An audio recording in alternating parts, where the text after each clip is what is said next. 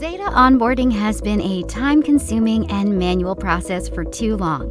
Between spreadsheet templates, writing custom scripts, and implementation services, getting data from a customer into your software takes a long time and costs a lot of money. It's a critical manual step in your customer's onboarding process, with no easy way to get it done. Until now.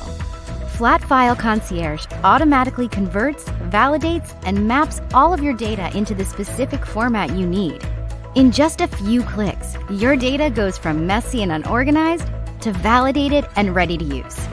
All with no code required, so you'll be set up in minutes. Need to collaborate with your customer? Don't email sensitive data back and forth. Flat File Concierge lets you invite your customer to a secure, real-time shared workspace. Now you can give your customers a seamless data onboarding experience and save hours doing it. Join the hundreds of businesses who use Flatfile to solve their data chaos and are focused on creating long-term value for their customers and their business. Start your free trial now.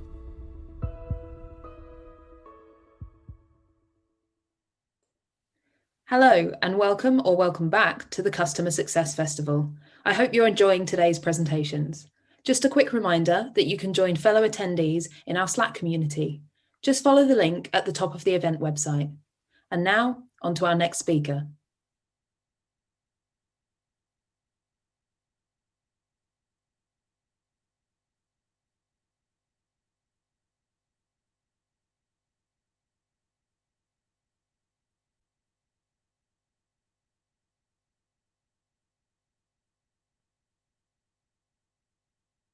Hey, everybody. Good afternoon, I believe it is for most of y'all. Thank you for joining me here today. I'm really excited to talk with you a little bit about finding harmony between product and customer success. Before we get started, though, I'd like to do a quick survey. So type a 1 in the chat window if you've ever disagreed with a decision that your product manager has made.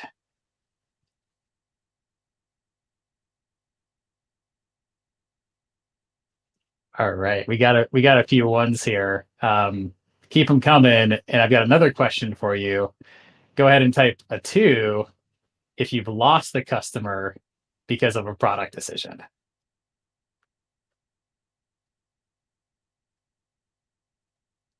So through my career, I've spent quite a bit of time in both product and success.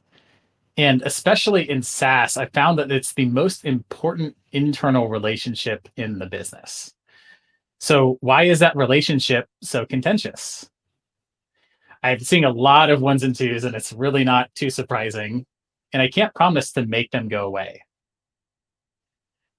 However, I can have you think about this relationship with your product team in a different way. A way to turn those previously negative experiences into the foundation of a positive working relationship. And I call it the EAR method. It stands for empathy, alignment, and reframing. And I'm going to share with you a story or a series of stories about how I kind of came to this realization. So I started working in customer success before success or customer success was even the popular name of the role. So as an account manager, I worked with companies like Samsung, Toyota, and Nike to guide their success in using the marketing analytics software platform that I was working with at the time. And I could not understand for the life of me why our PM didn't seem to prioritize anything that I suggested. That is until our lone PM decided to leave for another position at a different company. And suddenly I had the opportunity to finally build all the things that my customers needed. So I drew out my roadmap and I shared it with our engineering lead, who was sort of acting as our product lead for the time. What he did was he proceeded to open 7 other documents, 3 from other account managers, 1 from sales, 1 from our pre-sales team, 1 from our marketing team, and 1 from our CEO. So in that moment, I realized that while I was getting pulled in multiple directions by our customers, our PM had been pulled in even more directions by everyone else in the business. I was contributing to the chaos of the role by my insistence that my priorities and my opinions were more valuable than everyone else's. So both product and success are glue roles in the business. And the key difference in these roles is really just what they're holding together. So you as a success leader are holding together a set of customers whose value realization determines the success or failure of your business. And the product team, is holding together an entire market whose adoption determines the value of your business. And that's why this relationship is so important. So to get back to that first sort of example, I like to share an exercise. And this is something that I found works really well in developing empathy between success and product teams. And this is actually putting the burden of doing some of the work that product would do on you. What you can do is you can get together with your CS team before ever approaching your product team and outline your top 3 asks. You have to limit it to just 3, no more, no less. You could have a dozen CSMs, you could have 100 on the team. It's not a simple endeavor. But what it will do is it will give you a really good taste of what your product team's life is like. And especially, it will endear you to them because they will see that you understand the types of things that they go through. So what I did was I spoke with Steve, our PM in this situation, who is our engineering lead, but acting as our product lead. And I was really surprised when he asked me to spend half a day with him, prioritizing all of that disparate input, not just from me, but from other folks in the business. I had to go back to folks to request and ask clarifying questions, learn why they thought things were important.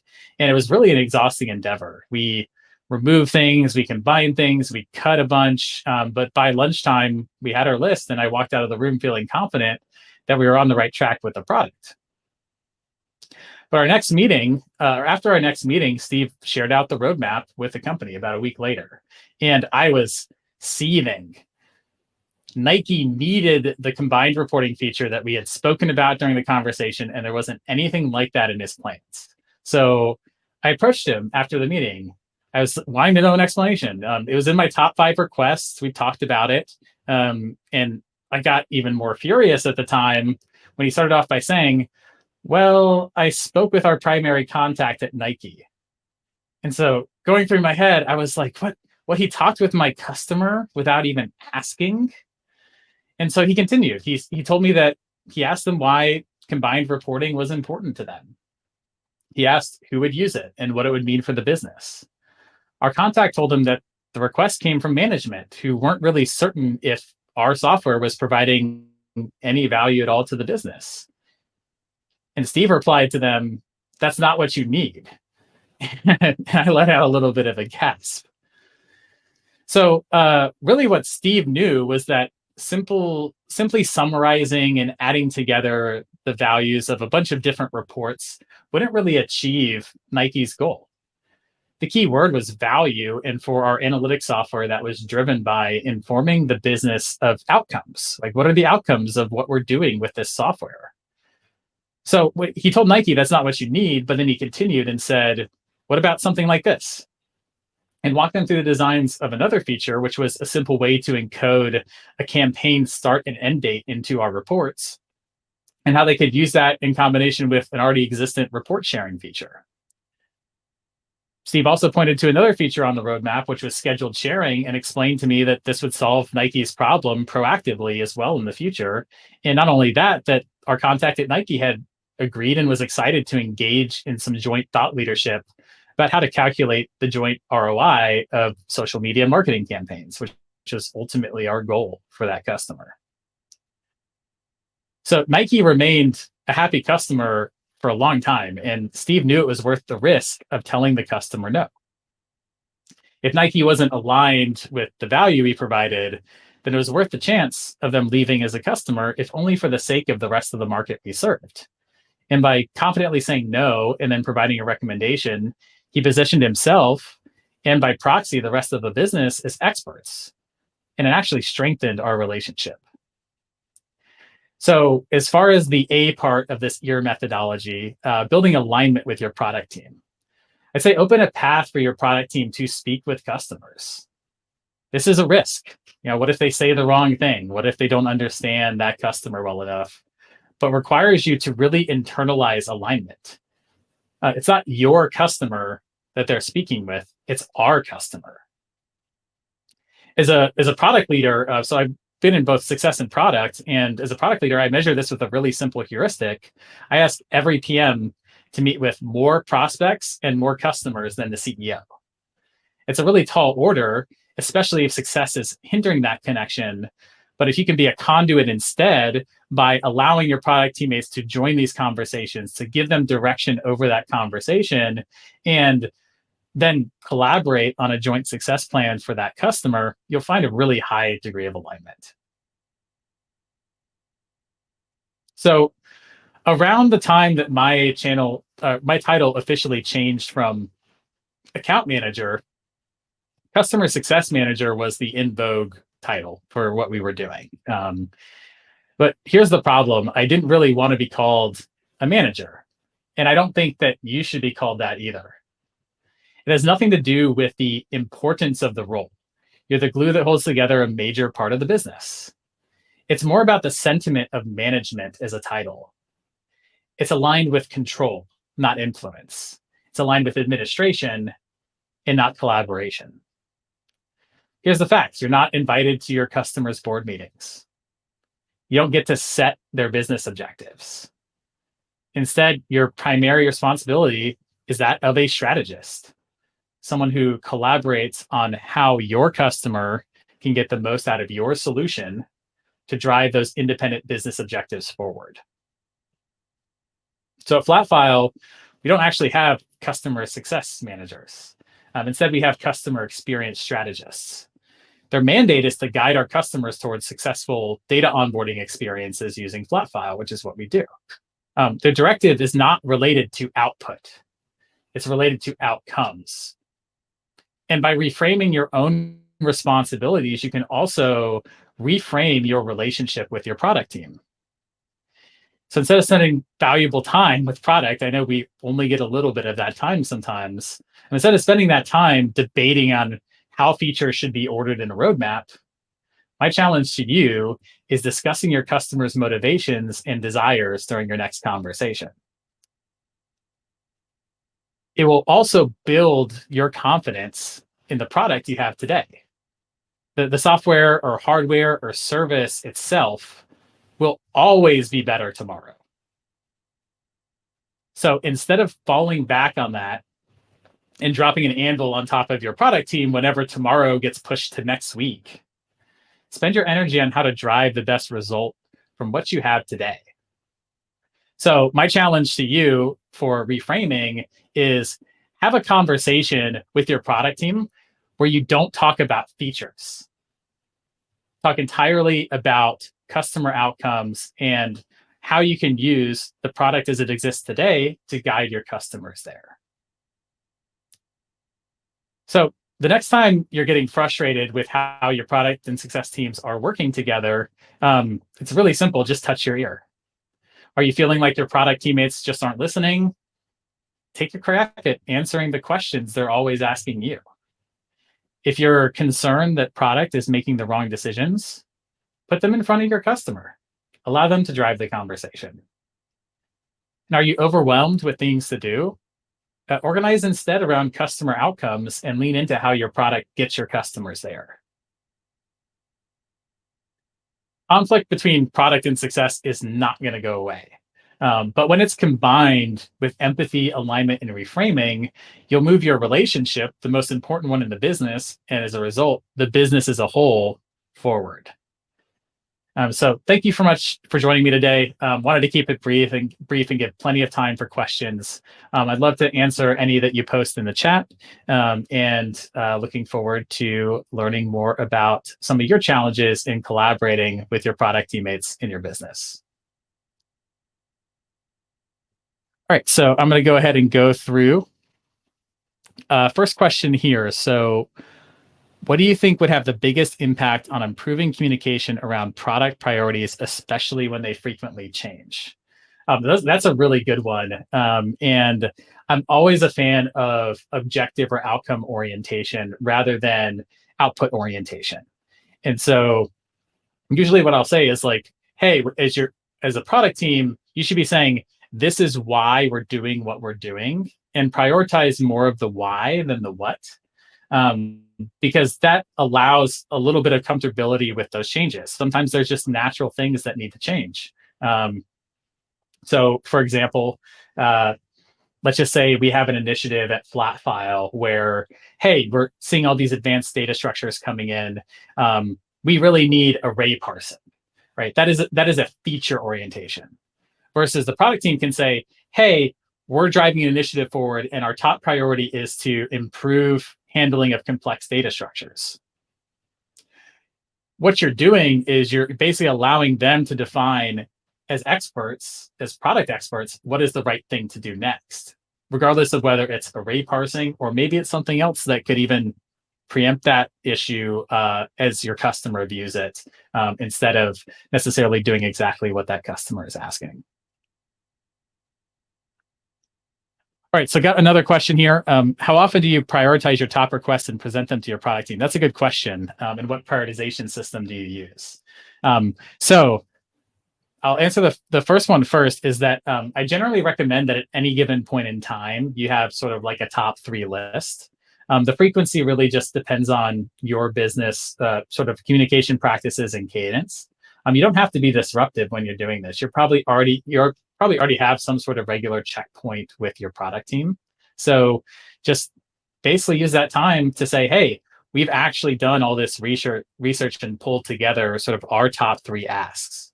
And what it's going to do, and this is part of the second part of the question, which is what prioritization system do you use? You should define the prioritization system and explain the system that you're using to your product team. It doesn't have to be the same one as you're using, because what that can do is uncover some differences in how you're thinking about value for your customers that could actually inform your product team, especially if you've thought about what those priorities look like. It could be a very simple heuristic, such as like, hey, these are the dollars we think are left on the table, to something more complex that you design and devise with your team. Right. So how do you advocate for certain product changes or features if it's not a part of the product roadmap? Ooh, that's a really good one. So I actually generally advise against advocating for specific product changes and features.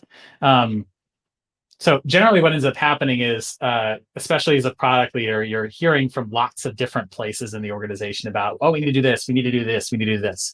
And the hardest part about the role of product is to synthesize that into what is something that's going to work for our entire market.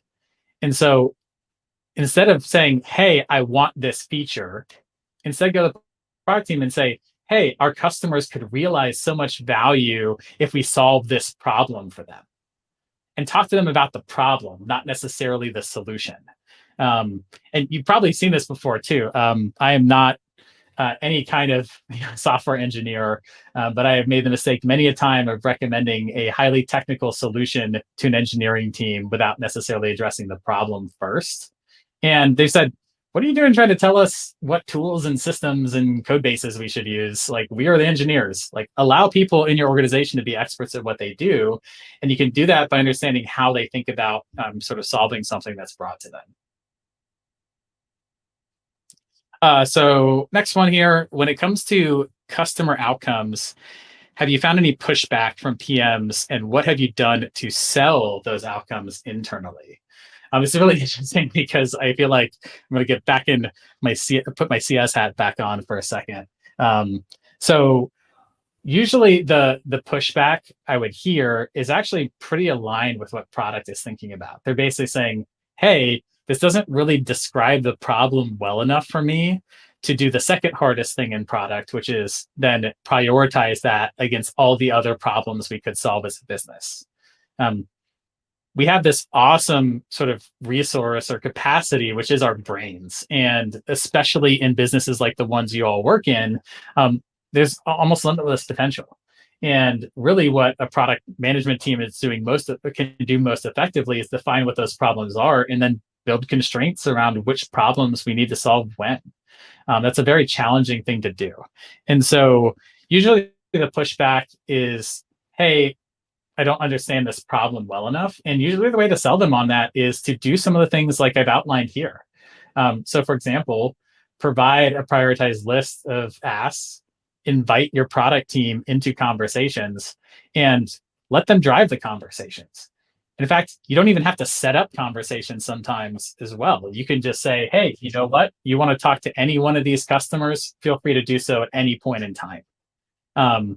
Any product team would love to hear that. I think most of my time as a product leader, so most of the issues I encountered were with CS were largely based on the fact that like people didn't want myself or others on the product team reaching out to customers to ask them about things they were on, or like, why did you enroll them in this beta program? Questions like that, that really kind of hinder that relationship moving forward. It does mean starting from a foundation of trust, but you build that trust by building empathy through that empathy alignment exercise I shared before. All right, do a quick time check. Oh, cool. We got 10 minutes left. Good. Keep the questions coming. So what would you do when you need to make a decision between developing a popular feature request or to build a new one, unlocking much larger deals, both similar value? One help to retain customers, second to help grow faster. So that is always a tough question. And again, oftentimes depends on the context of your business. But I will say that as a product and a business leader, it's almost always more important to be expanding your addressable market than it is to be mining your addressable market. So if you have customers who are happy and using what you have today, you can feel pretty confident that they're going to be happy when you provide additional solutions to them. And so unless you've kind of crossed this threshold where your business is moving away from growth primarily coming from new revenue to growth primarily coming from existing customers, I think that's the point where I would consider sort of like maybe switching that paradigm and saying like, okay, let's focus on the things that sort of get the most out of our current market as opposed to go and grab additional new market as well. Any tips on how to organize the feedback received from clients for sharing it later with the product team? That's really good. I would try as much as possible to organize it around two key things. The first is the business problem that it solves. And this would be even better if you included like, what is the pain to the business? Are they losing customers? Are they losing time? Is it something that's costing them more as a business? By defining what the actual problem is and the impact on that business, that really helps a product team prioritize things. And then the sort of second piece of this is the customer profile as well. Many of you work in businesses that probably have, like an ideal customer profile or a set of different customer profiles or personas that are known across the business. Share that information as well. That gives that sort of product leader more understanding of that persona, who they are, what they do, and what they care about. And if you don't have those available, that's an opportunity for you to collaborate with your product team. Say, hey, I'd love to make this easier for you to understand the motivations behind certain requests. Let's go through an exercise where we build out personas. All right, so what do you recommend including in external comms to clients and customers when letting them know there will be a delay in fixing a feature or bug? What should the CS expectation be for what product should detail out to the CS team in those cases? All right, complex question. I will try to break it down pretty simply here. This is the type of business that most of us are in. I'm guessing most of y'all are in a SaaS business. That is the nature of the business, right? Like the service that you're providing is ongoing access to software.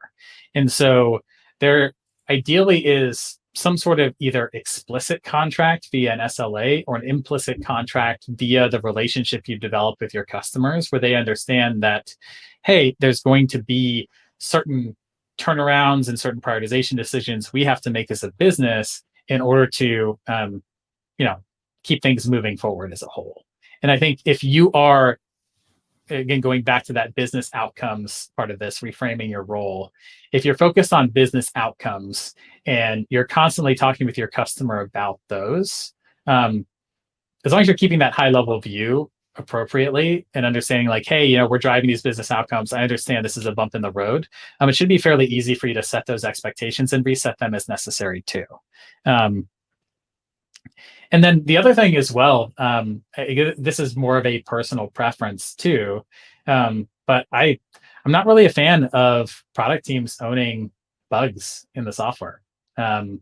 A bug is sort of a failure in implementation or building of that software, and that's not what the product team is responsible for. They're responsible for prioritizing things, identifying problems for customers, making it very clear what those problems are.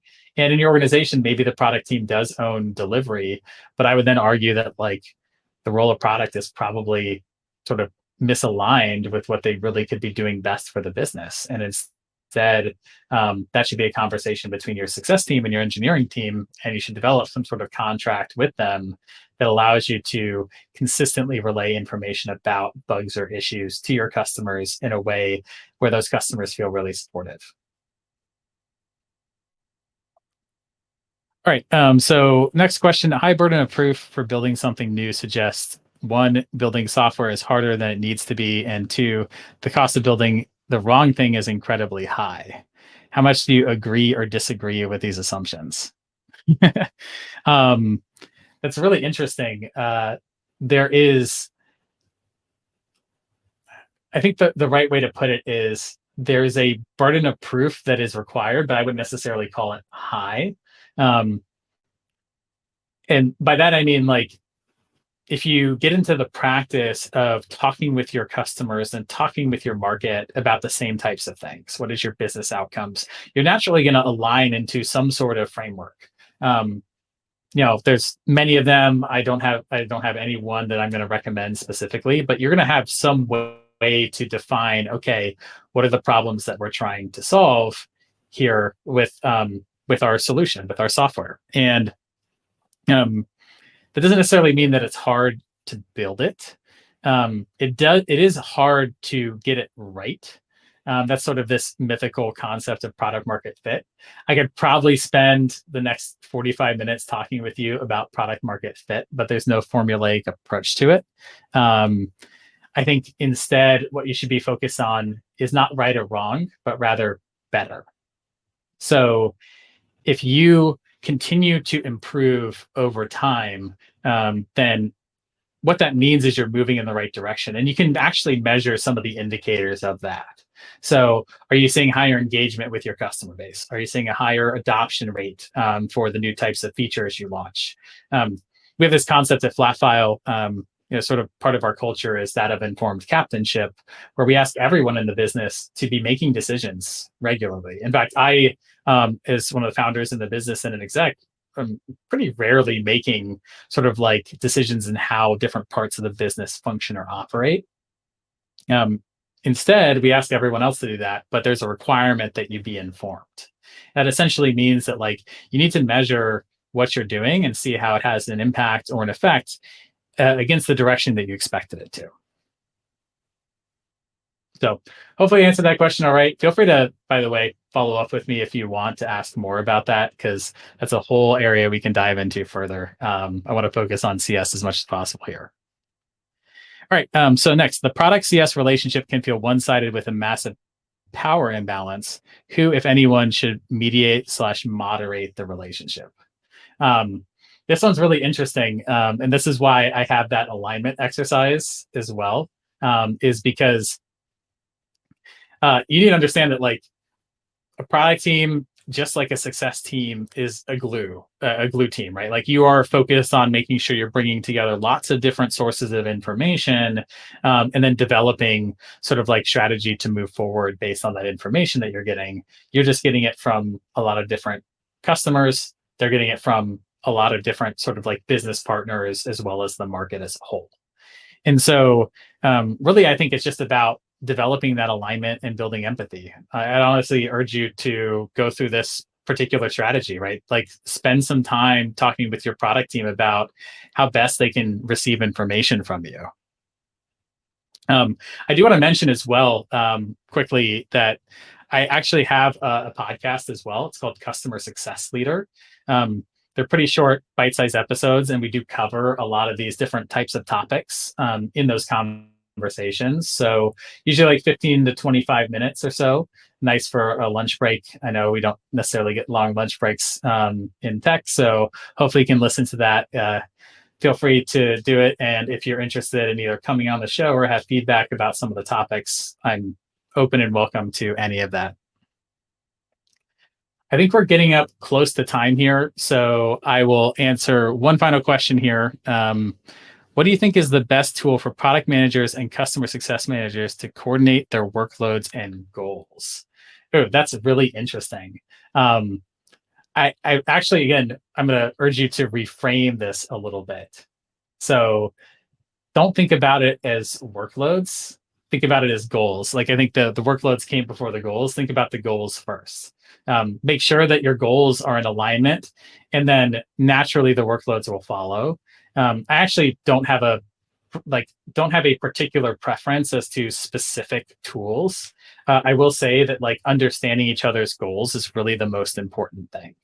And what you can do is just over communicate until it's very clear. Like, I understand your goals, you understand our goals, and then you can move forward together. And that the last part of this I do want to point out is that there's a difference between alignment and agreement. Alignment means that you're confident that your product team is taking in input and understand that they're trying to make the best decisions possible to move the product forward. That is different than agreement, which is you think that's exactly the right thing to be doing. And so part of this, your framework is really to help you build that alignment without necessarily agreeing with everything. Yeah, there's going to be times where you don't agree with certain things. That's okay. As long as you understand that you're both doing the right things for your customers and you're well aligned, then it doesn't matter if those goals are different. I can talk a little bit about some of the things that we use, but those are constantly changing. I always go back to over communicate as much as possible. That doesn't necessarily mean scheduling meetings every day, but it just means making sure you understand why people are doing what they're doing. And that's going to help you significantly. Great. So if you have any other questions, like I said, feel free to send me a message. Also, just wanted to call out, we are hiring at Flatfile. So if you're interested in this idea of being a customer experience strategist, feel free to go to flatfile.io/about. If you're interested in the podcast, it's on all major podcast platforms. It's just called Customer Success Leader. You can also go to customersuccessleader.com to take a look at some past episodes as well as show notes. And really thank y'all for all the very thoughtful, insightful questions, and wish you the best in driving your customers towards excellent, amazing, world-changing for them outcomes. Eric, thank you so much for your presentation and for answering all of those questions. I know our attendees really enjoyed it. So thank you very much and have a great rest of your day.